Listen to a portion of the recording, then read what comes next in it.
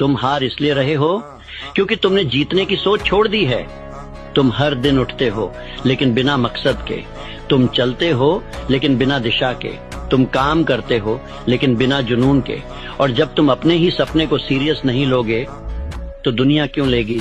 याद रखो, कोई तुम्हें हराए उससे पहले तुम खुद को हराते हो।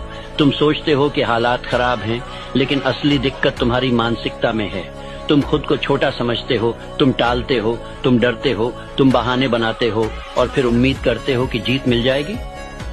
नहीं, जीत सिर्फ उन्हें मिलती है जो खुद को चुनौती देते हैं।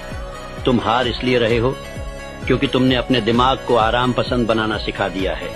हर मुश्किल से पहले तुम रुक जाते हो, हर असफलता से पहले तुम घबरा जाते हो। लेकिन जीत कभी आसान नहीं होती, वो हर रोज खुद को हराने से मिलती है। तुम्हें फिर से उठना होगा, भले ही 10 बार गिरे हों।